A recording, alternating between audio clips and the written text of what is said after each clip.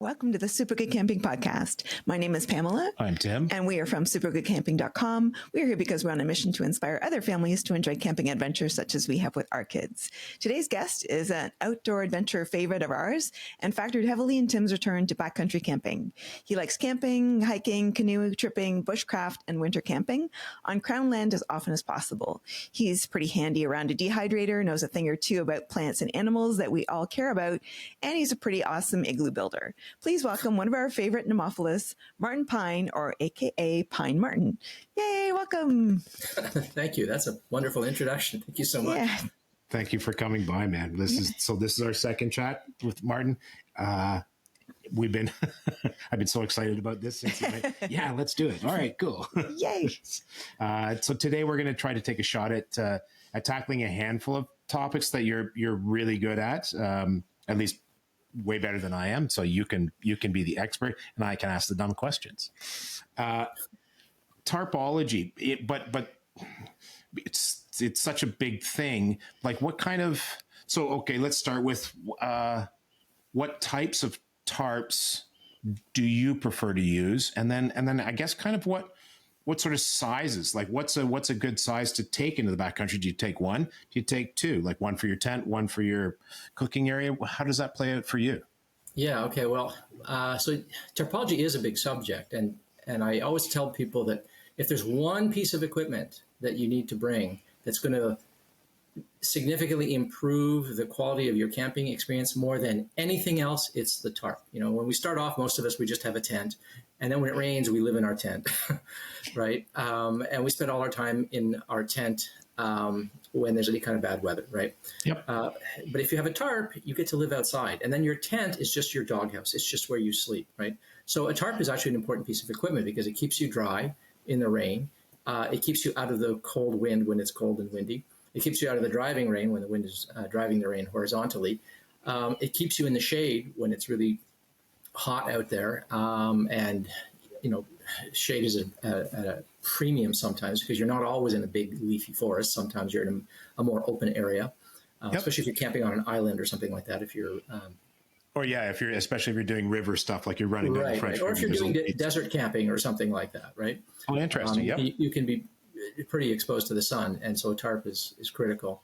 And also in cold weather, in the shoulder seasons, like right now, right in the spring and in the autumn, the air is very cold and it's really, really damp, and it's nice to have a fire. And if you know a thing or two about how to rig a tarp and how to build a modest fire, not a big bonfire, but a modest fire that's not going to melt or sear your tarp or burn pinholes in your tarp, then you can create a real microclimate, a tiny little bubble of really warm, dry air, even though it's just, you know, raining around you and the air is saturated with moisture and it's damp and cold. So a tarp is wonderful for that.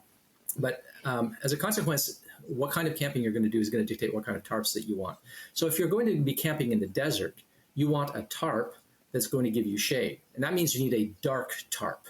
Right, a really dark brown, you know, you're not going to get black, but, you know, a dark brown or something like that, or a very, very deep gray, even a deep red or something like that, right? You want something that's going to block light, right?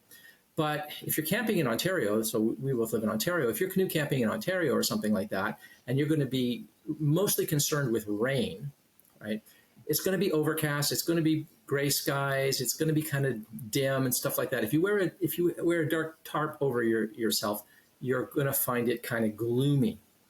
And so I want a nice, bright, cheery tarp. So, you know, something light and beige or bright yellow, canary yellow or something like that. It allows light to go in and reflects light inside, right? So you create a nice, warm space. So with respect to kinds of tarps, you have to sort of think about what you're going to be doing it for. So if you're going to be in Ontario, get something that's going to give you the right coverage. We'll talk about what we need for coverage, but you want something that's the right color. Also, dark colors attract bugs, and if you live in this part of the country, bugs during bug season are hellish.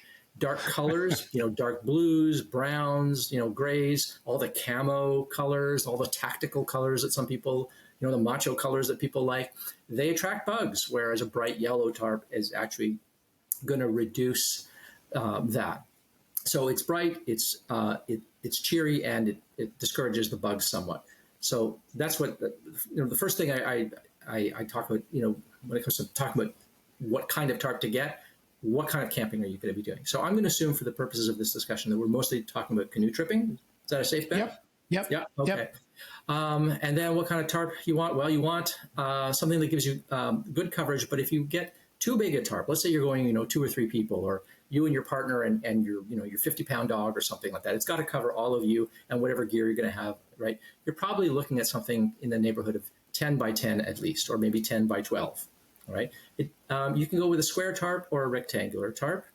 But if you get a tarp that's too big, if you get one of those monsters, that like 20 feet across or something like that, then what you've got is a giant sail. So you're getting a lot of coverage, but you are getting an awful lot of sail, right? So when the wind comes up, you're going to have to guy that out really, really strongly. You're going to need lots of guy out points. You're going to need lots of guy out lines. And even then, there's a good chance that it's going to billow, and you're going to rip out guy lines, and you're going to get more flap the bigger your tarp is. So the other thing I tell people is, look, don't limit yourself to only one tarp, right? Buy different kinds of tarps, buy different size tarps for different purposes. And when you go on a trip and you're going to be out there for a while, let's say it's not just an overnighter, you're going to be out there for a week or something like that, it's better to have 2 smaller tarps than 1 big one. First of all, a big one is harder to rig. You need more span between trees and things like that. Smaller tarps fit into more areas. It's nice to be able to set up your tarps sometimes so that they're kind of at 90 degrees to each other, blocking the wind and the rain, because wind changes during rainstorms and windstorms, and so you initially set up your tarp against the prevailing wind, but then during the course of the storm it starts to turn. Or a couple of days later, there's a different rain coming from another direction. If you have 2 tarps, you have more versatility, right? So you can block wind and rain from different directions. And if you have a second tarp, you can do things like protect your gear. I want to store my gear over here. I want it to be dry, but I want lots of living space where me and my partner and my friends or our pets or dogs are going to be with us and so forth. So you want a nice dry area for yourselves, and another kind of storage area where your gear stays dry. For instance, your store of firewood. If you've been in the woods for days and it's been raining, and it's going to rain for more, right? Dry firewood is precious, right? But you don't want to stockpile dry firewood under the tarp with you. It takes up a lot of room until you process it and break it down. But you can go into the bush and find standing dead wood and just throw it under the tarp. It'll slowly dry under there, and then you can go under there and process it. So you have a place that is a kind of dry area, a wind-free area where you can process wood, and there's a million wood chips everywhere and bits of twigs, but your living space is tidy, clean. It's where you have your fire. It's where you cook. It's where you eat. It's where you have a kind of convivial experience. So I always recommend 2 tarps over a big one. And if you can't afford a second tarp, well, then you want one that will give you good coverage. So, I mean, typically something like 8 by 10 is plenty for most couples. I have one that is, I believe, 10 by 14, which is a really big one. And that's when I'm going with a few other people. And then I have an 8 by 10, which is, just about perfect for me and one other person. And it's small enough that I can still take that solo because it's not such a big span. And what you're looking for in a tarp is not the cheap blue poly tarp that you get at Canadian Tire. I mean, if that's what you can afford, and your car camping. Right. Yes, exactly. Yeah. But the problem with those is that they don't have webbing loops as guy out points. They have those metal grommets, and they're not reinforced where they are. So they tear out a lot. So they fall apart. They flap a lot. They're very stiff. They don't pack down small. They're huge. They're comparatively heavy compared to almost any other tarp that you can get. And they make a heck of a lot of noise. They make that rustling. It sounds like you're inside of a potato chip bag. There's that crinkling, plasticky noise, right? So they're noisy. So they're not peaceful. And also they tend to be blue. And blue is like a really drab color to be under. That it filters that blue light through, and it's kind of ghoulish under there. You don't want to be stuck, for 2 days under one of those tarps. So I always encourage people, look, get the best pack you can afford, get the best sleeping bag, the best tent that you can afford, but invest in a good tarp, right? So go out and get something like a good tarp by Rab or DD Hammocks or something like that. They're made out of a good quality material. They will be light. They will compact really, really quite small. I have one tarp that's 8 by 10. It's only a little bit bigger than a Nalgene bottle. And it's really, really light. And that includes all of the guy lines and my ridge line with it. So that's what you're looking for. You're looking for something that's light, something that's compact, obviously something that's waterproof. Something like sil nylon, I think, is ideal. It's the ultimate in light and compressible. There are other materials that are lighter, like Cuban fiber, or DCF, but the problem is it doesn't compact as well, right? So something like sil nylon, if you can afford it, is really ideal. And then, as I said, you want web loops. You don't want grommets. You want webbing loops all around the edges of the tarp, as many as possible. And if you can have a webbing loop right in the middle of the tarp, right square in the middle of the tarp, that really helps to when you're setting up your tarp and there's a big wind that's blowing against the side of it. It prevents it from billowing in. You can anchor the center of your tarp out away from you, and so it creates room inside the tarp for you. So you don't have that wind wall behind you blowing against you. So those are the things that I recommend. Multiple tarps. Think carefully about the color. Go for light and small. More than one tarp if you can. Webbing loops all around the edges and preferably a tie out right in the middle of it. And make sure that those webbing loops where they attach to the tarp are reinforced. There should be a bit of fabric that's sewn in there and well stitched in so that they cannot pull out. If a tarp has lots of guy out points, it's unlikely to get torn or ripped, right? The more tie out points you have, the tauter you can make your tarp. And when your tarp is like really drum tight, it doesn't matter what wind hits it because the wind glances off of it. It deflects off of it, as opposed to pushing it in like a sail. And that's, now you've got like the strength of a Volkswagen pushing into your tarp. Your guy lines are going to rip out. And if your guy lines don't fail, then it's your tarp that tears, right? So you want a tarp that has lots of guy out points to keep it taut so as to protect your tarp. And also it's easier to rig it when you have lots of guy out points. You have more options. Right. So, okay. So perfect segue. That leads me into, so you mentioned, you use the word ridge line. So I know that there are multiple different ways and you're going to run into, different tree configurations or lack of trees or whatever it is.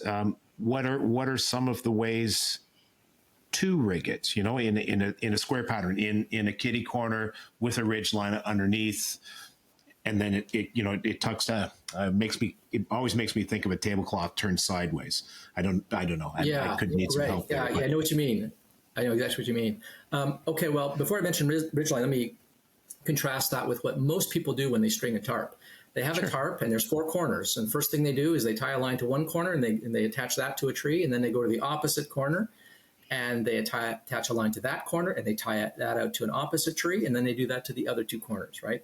And I mean, that works, but the problem is you are pulling really, really hard on those corners. You're applying an awful lot of force there, and there's not a lot of support in the middle of the tarp. And that just presents an awful lot of strain on the fabric, right? And so if you have a cheaper quality tarp, it's more likely to tear if you guy it out that way. So the alternative that many people have hit upon, I discovered this years ago, and I've been doing it ever since because it seems that every other form of guying out your tarp is inferior in my estimation, is to use a ridge line. So all a ridge line is you don't touch the tarp, you just tie a line between two trees, right?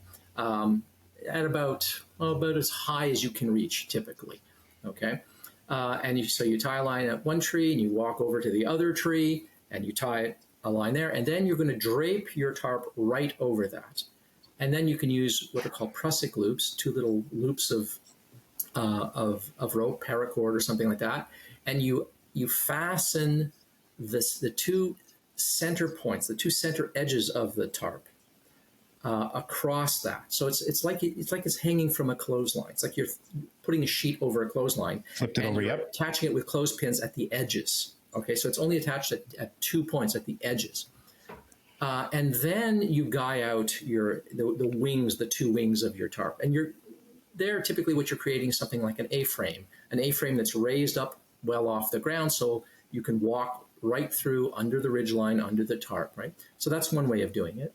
That's one way of using a ridge line. Another way of using a ridge line is to actually use those same prusik loops, but instead of draping the tarp over the ridgeline, you literally suspend it using those prusik loops under the tarp. And if anyone's unfamiliar with what I'm talking about, you can just look up on YouTube. There's all kinds of videos by all kinds of people that show this particular configuration of stringing the tarp with a ridgeline and prusiks. So what's listening? Sorry, what would be a pro or a con or different advantage to stringing it over versus stringing it underneath? Okay, so if you're stringing it over, then when the wind blows, that tarp is getting pushed into the ridgeline, right? One wing of that tarp is getting pushed into the ridgeline. And so the ridgeline acts as superior support along the length of the middle of the tarp, which is a great thing. If it's suspended below, then really the tarp is anchored at only 3 points, the two center edges that I mentioned, and then usually right in the middle of the tarp, you have a loop where you can attach to the, right? So now it's suspended. It's literally hanging underneath the clothesline, so to speak, okay? The advantage of doing it under is that it's easier to make changes and reorient your tarp than when it's not hanging over the ridgeline. So for instance, supposing I need to reorient my entire tarp, okay? It can be difficult to do if it's draped over the ridgeline, right? But if it's hanging underneath, it's easier to do those. And one of the reasons that we use this ridgeline concept with the prusik loops is that you can slide the tarp along the ridgeline. You can move it to the left or the right along the ridgeline as needed. So let's say that you set up your tarp and then you realize, oh, we need to move it to the left or to the right because the wind is changing and I've got my little fire pit under the tarp, but it's too close to the center of the tarp and there's too much smoke gathering under the center of the tarp. I'd like the fire to be closer to the edge. Well, I've got a choice. I can move my fireplace over, or I can just slide the tarp over, right? So it's easier to slide the tarp. And that's much harder to do if you have anchored your tarp by the four corners to 3 or 4 different trees or something like that. That can be difficult to do because the trees are not going to move, right? They are where they are, right? But your ridge line allows you to have one axis along which you can slide your tarp back and forth from left to right, however you see fit. And it helps sometimes when the wind is coming at a certain angle and the tarp is kind of billowing and rustling and rippling on one side. You can sort of tug it in one direction, up or down, and make it taut again. So the thing with tarps is they're fussy, right? There's always a lot of fussing. The wind changes direction. The lines slacken and relax after the tarp's been strung for a while, or if it's been raining, your cordage gets wet and it gets relaxed and stretched, and so you have to tighten it, right? So this thing is called tarpology because there's a bit of an art and a bit of a science to it. You do, in fact, have to learn to fuss. But I actually find it enjoyable, and there's a certain sense of proficiency and accomplishment that comes from stringing a tarp quickly and efficiently in the pouring rain, and then your gear is dry right away, and knowing how to fuss with it so that when the wind changes direction and the smoke is not going where you want it to go under your tarp or something like that, there's a real sense of accomplishment there, right? But tarps are fiddly, so you have to learn a bunch of knots, right? So the ridgeline knots, typically you anchor to a tree using any knot you care to, and then you string your ridgeline to the other tree and you use something called a trucker's hitch, which a lot of canoeists will know because you often use a trucker's hitch to tie down your canoe. It creates a kind of ratcheting effect, and you can really, really reef on that line and get it nice and taut. Well, you want your tarp to be nice and taut, as close to drum tight. And if you have a ridge line that's really, really tight and like that, that's great. But as the line relaxes over time, you need to retighten it. Well, you don't want to have to undo your tarp and redo it. You don't have to undo your ridge line entirely and redo it. If you use a trucker's hitch, you can tighten it up again and raise that tarp when it starts to sag and come down from all of the lines having relaxed, the fabric itself having stretched and relaxed, the weight of the water on the tarp and on the lines and all that. So the ridgeline method is really great for that. The ridgeline method actually eliminates a lot of the fuss. And even when it doesn't eliminate the fuss, it makes the fussing easier. So I always recommend use a ridge line for your tarp. It allows you to configure your tarp in more ways, and it's easier to fuss with it when you do need to fuss with it, and you will need to fuss with it. Yes, you will. And just for the record, I remember one of the first lessons I learned. I don't think anybody told me. I think I sort of figured it out on my own. Was the first thing you set up is a tarp, and the last thing you take down is the tarp. That is my Otherwise, absolute rule. yeah, potential That is for my being absolute wet rule. or sunburnt or whatever. Yeah. Yeah, yeah.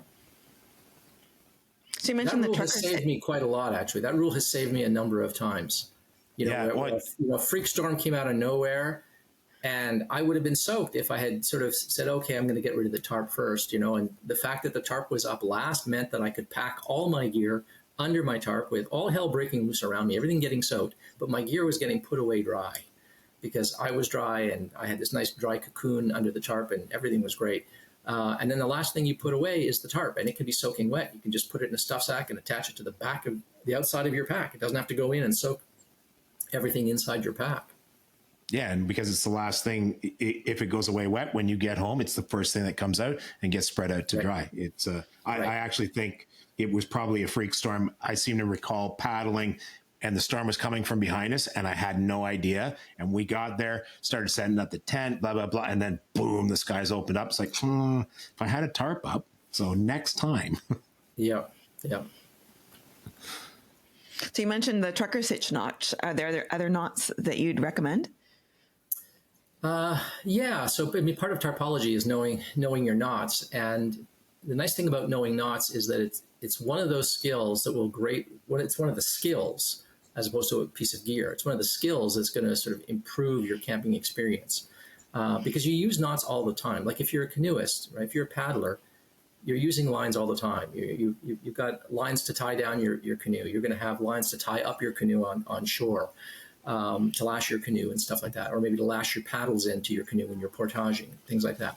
If you're using a tent, well, we all know that there are guidelines on tents, and it's really nice to learn, you know, how to do a taut line hitch and stuff like that, right? When you're in camp, you want to string up a clothesline to, you know, hang your stuff, right? Very often people hang their stuff under the tarp. So if the ridge line is under the tarp, you can just hang your wet socks and underwears to dry, and your towels and stuff under the tarp. But you can also string a line at elsewhere to dry out in the sun and stuff like that. So we're always wanting to tie things up. Cordage is one of the most useful sort of multi-purpose pieces of gear that you can have on a camping trip. And if you know lots of knots, then it sort of increases your capacity to perform these little tasks efficiently. And one of the most frustrating things is when you have like tied a big old granny knot because you don't know how to tie knots, right? There's that saying, right? If you don't know how to tie knots, just tie lots, right? But then you need to undo those damn knots, right? And so you're in there with your teeth undoing these knots. And when you know knots, you can tie knots that are quick release, that are just really easy to undo, just a little tug and it all comes apart, right? So practically all of the knots that I teach when I teach tarpology are quick release knots so that you can string your tarp up, and when you need to strike your tarp or adjust your tarp or whatever it is, it's very, very easy.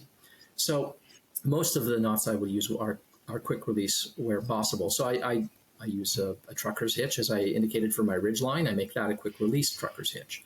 The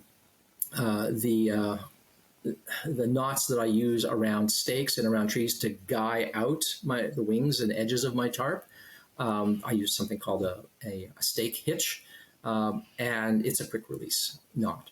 But let's talk about specific knots that are really valuable, sort of general purpose. One is it's a fixed closed loop. It's a loop that's not going to open and close and tighten on you. It's a fixed closed loop. It's called a bowline. Bowline. Some people pronounce it bow line. It has nothing to do with bows or ships or anything like that. It's called a bowline. It's just a closed loop. You can make it any size you want. There's a couple of ways of tying that knot, but it's very, very simple and very effective.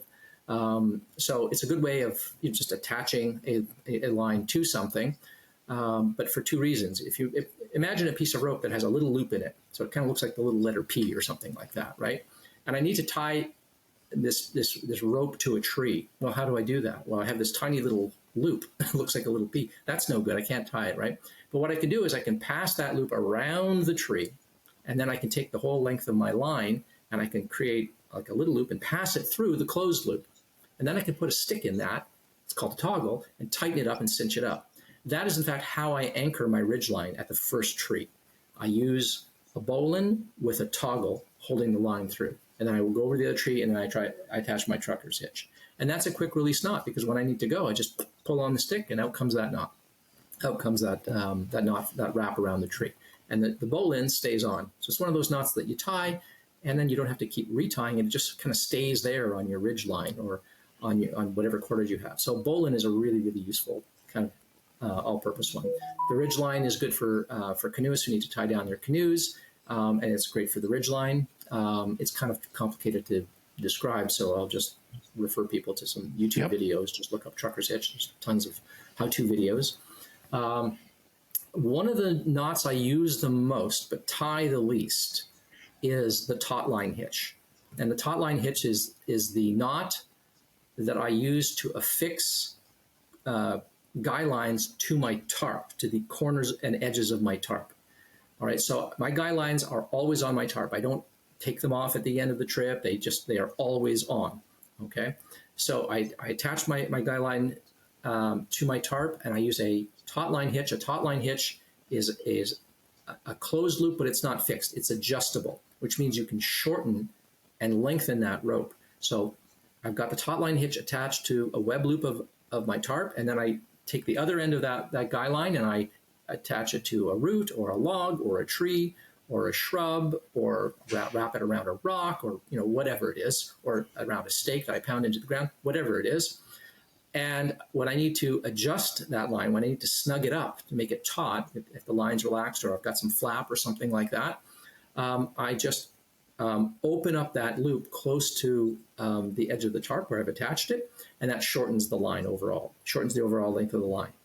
So the taut line hitch is a hitch that allows you to make the line taut, hence taut line hitch. And you never have to take it off, right? When you tie that knot onto your tarp, it stays on. So I say that's the knot I use the most and tie the least. You tie it and you forget about it, and it's never going to come off. You're going to leave it there, potentially for years until you need to replace your guy lines for some reason. Another really valuable knot it's called a bend. So hitches are knots that you would allow you to attach to something. A bend is when you need to conjoin two different ropes to each other, or two ends of a rope to each other. Okay, so a bend is how you join two ends of rope. And the knot I would recommend there is called the sheet bend. It's a very, very simple knot. I mean, if you can tie a shoelace is about 5 times more complicated than most of the knots that I've already mentioned here. I mean, arguably the trucker's hitch is the only thing that's about as complicated as a shoelace. But everyone can tie their shoelace. Everyone can do it with their eyes closed. Everyone can do it in the dark. Everyone can tie someone else's shoelaces, even though it's opposite and reverse from how you do it, right? If you can tie a shoelace, you can tie any knot, because a shoelace is a compound, complex knot, right? But people are intimidated by knots because they don't get to use them a lot, and they don't use them every day, and so they don't get the facility that they get with a shoelace, right?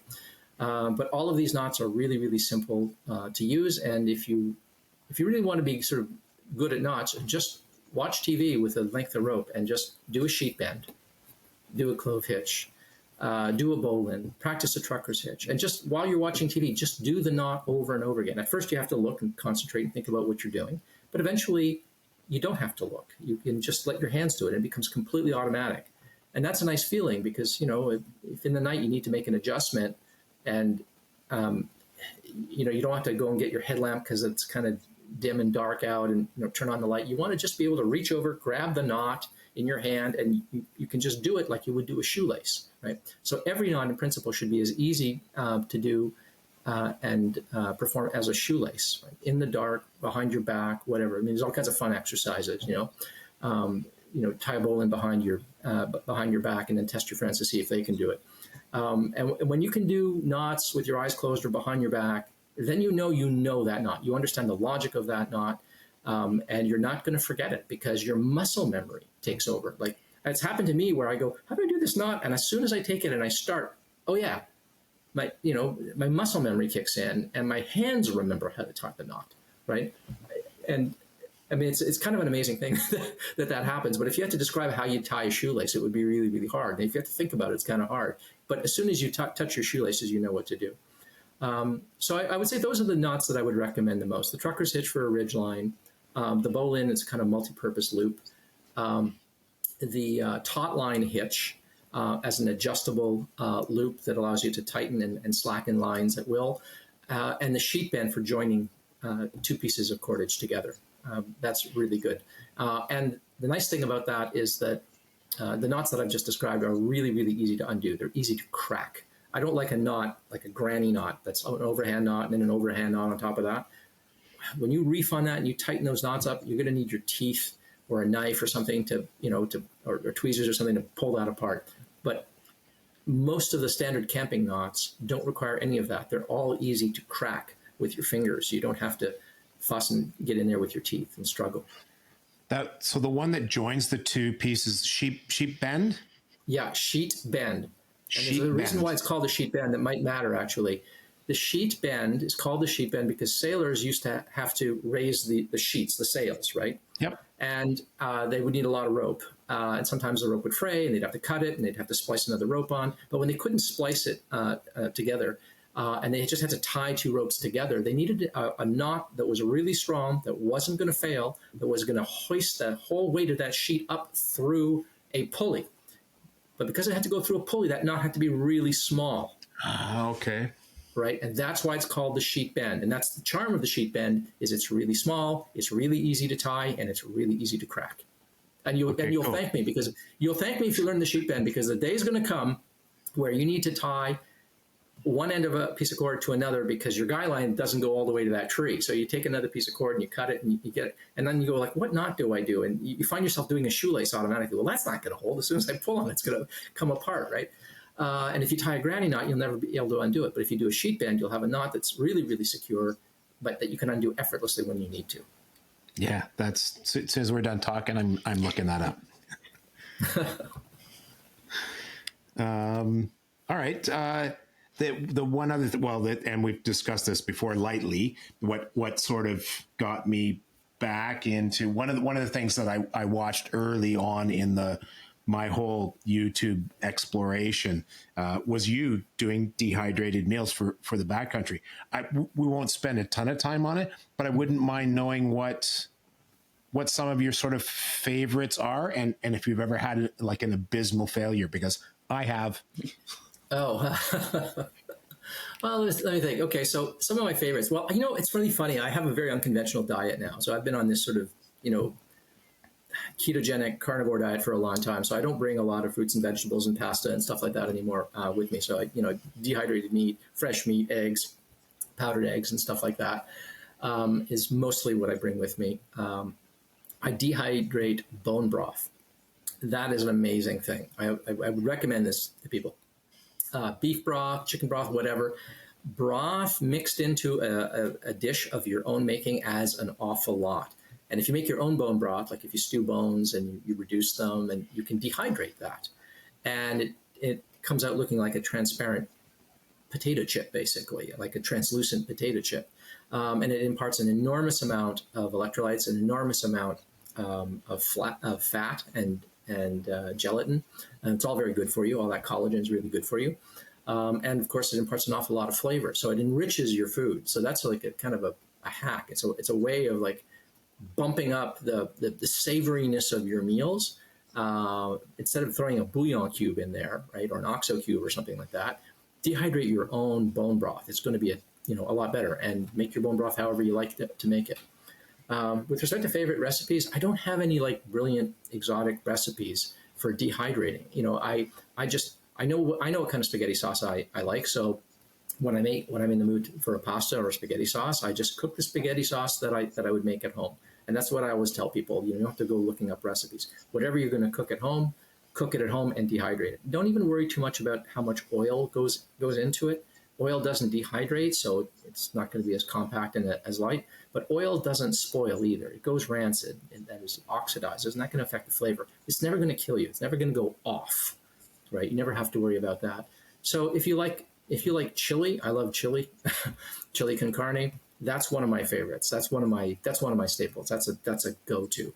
I'll make in fact, I have a fridge full of this stuff, and I'll dehydrate that. That's a favorite. Abysmal failures. Chicken. Tried dehydrating chicken. It doesn't work. It comes out really tough and chewy and stringy. It never reconstitutes. The only way to do chicken, as near as I can tell, is to go out and buy, that ground up chicken that comes in a tin, or put it through the meat grinder if you have a meat grinder or a food processor and grind, and then it will dehydrate into something and reconstitute into something approximating ground beef. But even then, it's a little chewier. It doesn't come back the way ground beef does. Yeah. So chicken is my worst failure. One of my best dehydrating recipes, though, that was like a real success, a roaring success, and this was my partner at the time came up with this. She made panzerotti.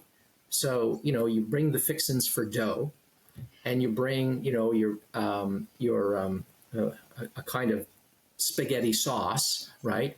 And cheese, string cheese, and little slices of salami. And so the only part of this that was dehydrated was just the sauce. But man, you can make a panzerotti in the bush in something like an Outback oven, which is just a pot within a pot. I don't know. Do you know the pot within a pot system? I've seen it before. I haven't tried it yet. Yeah, you just take a big pot and you put 3 stones in the bottom, and you take a smaller pot, and then you're going to put your food in the smaller pot, in the pot within a pot, and you're going to put a lid there, and then you're going to put like tinfoil over it, and you're going to put that over the fire, and it creates an oven, right? It's the poor man's Outback oven. It's the Outback oven that before Outback oven got trademarked and turned into a product. But it works really well, and you can bake a pizza, a big round football-shaped panzerotti in the bush, and it was fantastic. And it helped that we had a really, really good spaghetti sauce in there that had been dehydrated. So that would definitely be a favorite. A really good spaghetti sauce, however you like it, and a chili. I find the chili con carne just sort of gives, you can spice it as much as you like. That goes a long way. That's a kind of stick to your ribs kind of food. Another failure. Here's another abject fail. Dehydrated peanut butter. No. Doesn't work. You can go to Bulk Barn and stuff, and they have like powdered peanut butter. Tried it, doesn't work. But here's 2 things, 2 dehydrated foods that work really well that I didn't dehydrate. They're products you can buy, and I'm not paid to promote anything. Powdered eggs by a company called Thrive Life Eggs. Okay. They're fantastic. Every egg is actually 2 yolks. So when you're reconstituting or rehydrating these powdered eggs, you're getting the equivalent of 2 yolks and 1 egg white for every equivalent measure of 1 egg. And what is the other thing they make? I can't remember what the other one was now. I forgot. Story of my life. That one is a staple. Winter camping, you can't take eggs winter camping. They freeze and it's terrible, right? But if you want eggs winter camping, you have to do powdered eggs. And Thrive Life, they're not cheap, but man, are they good. They really taste like eggs, and they're really, really rich. So it's really nice. Unlike most powdered eggs that are kind of, they can be a little bit sawdusty, Yeah, we've had hit and miss. We've had some good ones, and we've had some ones that you got to be right on top. You have to be exact, like within a couple of drops of what they say. Otherwise, it turns into just mucky crap. Unfortunately, yeah. Interesting. Thrive. One other little tip. I have one little tip about dehydrating, and I learned this rather late, but it's a real time saver. So I used to, if I wanted to make a pasta, I would dehydrate a pasta sauce, and then I would go into the bush and I'd rehydrate my pasta sauce, and I would cook my pasta, and then I would mix them together just like I would at home. And then a friend of mine says, "Oh, you don't need to do that. You can just rehydrate your pasta and the sauce." And what do you mean, the pasta and the sauce? Just cook your pasta at home and dehydrate it. And then when you put it back in boiling water and then drain it, it's already cooked. All you're trying to do is plump it up and heat it up. You don't have to cook it again. Cook it at home, dehydrate it. And so that was a huge time saver. Like if you're one of those people that uses canister fuels and stuff like that. You're on a backpacking trip and you got to, conserve on fuel. You don't want to bring lots of fuel and stuff like that. That's a great trick. It saves an awful lot of fuel and it saves an awful lot of time. You'll cook your pasta in a fraction of the time with a fraction of the fuel if you boil your pasta at home, dehydrate it, and then just rehydrate the pasta itself, not just the sauce. And you can rehydrate both at the same time. Yeah, yeah, well, yeah. One of the things we do, we learned it from Kevin Ride, was to do exactly that. Do all the cooking at home and just throw it in a pot. Boil your water, throw the amount of water you need in, stick it in a cozy, walk away for, go process some wood for 15 minutes or whatever, right? Yeah, but I can't believe it took me like years to realize that you could do that with the pasta itself. Yeah, well, and again we had the wildfire season from hell last year. I'm anticipating, with the lack of snow melt off and stuff, I suspect we're going to have a similar one this year. So yeah. That's we like to do pasta in the back country, especially if we've got it's a lot of fuel that you can burn in your body when you've got a long day of portaging or whatever. Right. But we're going to do exactly that. We're going to do the cooking here this year, because a lot of times I will take. I don't get paid by Sidekicks to use their brand name, but it's just it's a Knorr thing that you pull off the shelf, right? But that 8 minutes of boiling is going to eat a boatload of fuel over the course of 8 days. So I'm going to cook it here and take it with me. Yeah. I mean, it doesn't matter if you are in a forest and you don't have a fire ban in effect or something like that. Then, you can burn all the firewood that you can find and there's no problem, especially if you're out on crown land. You're not short of firewood and stuff, but when you're not supposed to have any open fires and you have to use a stove, then, and you're out there for a long time, you end up having to bring a lot of fuel. It makes a big difference. And plus, I'm not one of those camping culinary connoisseurs, who need, big fancy meals and stuff like that. I don't focus an awful lot on food. I know I've made videos about dehydrating, but those are how-to videos on what the process is and how it works. But I don't have tons of recipes that I recommend or anything like that. But I have to say, the amount of time it takes out there is considerable. If you're not someone who loves to eat, like some people, they love to go camping because they love to eat in the bush. They just love that experience. I enjoy camp cuisine, but I wouldn't make it the focus of a video, for instance, right? And some people do, and a lot of people do that. There's a lot of camping food porn, right? Yep. But I'm not that guy. That doesn't work for me. So I always want to get my meals to be as easy as possible. I take my time eating them, and I'll linger over a couple of cups of coffee and a little bit of scotch, afterwards or something like that, or before. But I don't like fussing over a meal, right? I have a hard time with that. So if I can get the cooking time down, and if I can simplify the process, I'm always all for that. So that's the kind of camp cook I am. Cool. I wouldn't make a good guide for that if I had to cook for other people. Here's some shoe leather. Shut up. But simple is good, especially if you're not doing like a base camp type of thing, which we tend to do when we jump in a canoe. We might have a stay day here or there, but most of the time we're on the move. We're off to another lake, we're checking out something else. We're off on a hike, whatever. I don't want to spend. I mean, there are moments like last year we got a reflector oven and I made pizza in it. I made a roast beef in it. That was like holy crap! I can do this in the backcountry. That's insane. That was fun, and eating pizza on day 4 or something like that. That was pretty cool. I will give it that. It is. But yeah, for the most part, I don't want to hang around and spend a lot of time making stuff. I'm happy to do it at home while it's, it can boil on the stove for whatever while you're doing something else. And then you stick it in the dehydrator, and tomorrow I will go and pull out the vacuum machine and bag it, and we're off to the races. Yeah. Yeah. That's it for us for today. Thank you so much to our special guest, Martin Pine, for joining us for a second time. Please do listen to his previous episode because it was full of all kinds of information too. And look him up on YouTube and any of the other social channels that you're on, Martin. I don't know if there's anywhere else you want them to find you.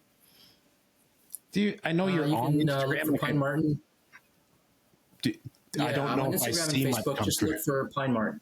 Yeah. Okay, cool. Pint Martin. That's Martin with a Y, correct?